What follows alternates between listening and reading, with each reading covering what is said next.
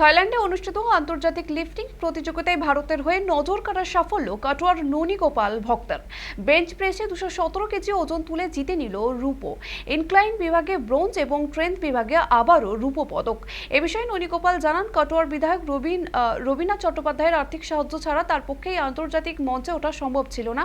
থাইল্যান্ডে অনুষ্ঠিত প্রতিযোগিতায় অংশ নেয় ভারত, শ্রীলঙ্কা, পাকিস্তান, নেপাল, কাজাকিস্তান সহ 7টি দেশ। মঙ্গলবার ভোরে দমদম বিমানবন্দর হয়ে হাওড়া থেকে ট্রেনে ফিরে পৌঁছয় কাটোয়া। আনন্দ সংঘ ক্লাবের সদস্যরা তাকে ফুল মিষ্টি দিয়ে সংবর্ধনাও জানান।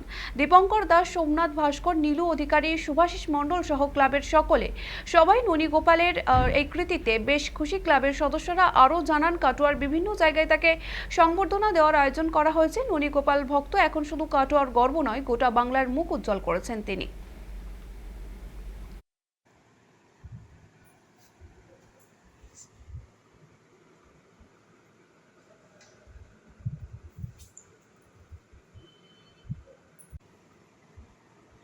জেলার মধ্যে আমি একজনের চান্স পেয়েছিলাম যে ওয়ার্ল্ডে খেলতে যাওয়ার, তাতে আমি খুবই আনন্দিত। এবং যে আমি ওখানে গিয়ে যে পদক পাবো সেটাও ভাবতে পারিনি।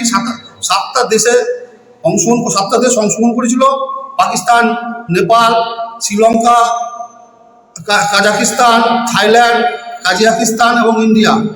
এই 7টা দেশের মধ্যে আমাদের ইন্ডিয়ার হয়ে 94 জনা পার্টিসিপেট অংশগ্রহণ করেছিলেন। তার ভিতরে 34 জনা পদক ছিনিয়ে এনেছেন এবং আমি তাদের মধ্যে একজন। আমি হ্যাক লিফটে 217 কেজি হ্যাক লিফট করে সেকেন্ড পজিশন পেয়েছি এবং ইনক্লাইন বেঞ্চ প্রেসে 102.5 কেজি মেরে আমি থার্ড পজিশন পেয়েছি। আমি এটা থাইল্যান্ডে পাটায়াতে হয়েছে। এর মধ্যে আমার এই যাওয়ার পিছনে আজ আমি এখানে এতদূর খেলায় পৌঁছাতে পারতাম না।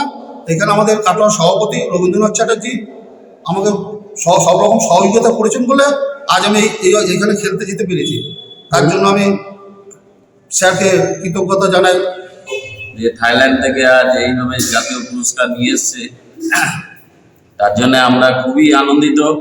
শুধু আমরাই আনন্দিত নয়, গোটা কাটোয়াবাসী সবাই আনন্দে একবার উচ্ছ্বসিত। এবং সকালবেলা থেকেই আজ আমাদের ক্লাবে আনন্দের জোয়ার বয়ে যাচ্ছে। সমস্ত সদস্যগণ এসে খুব বাহবা দিচ্ছে এবং ননীগোপাল যে আমাদের একটা মুখ উজ্জ্বল করেছে, কাটোয়াবাসীর কাছে আমাদের খুবই গর্ব হচ্ছে। কাটোয়ার গর্ব, আমাদের গর্ব। আমরা আনন্দ উপভোগ করছি ননীগোপাল ভক্তকে নিয়ে।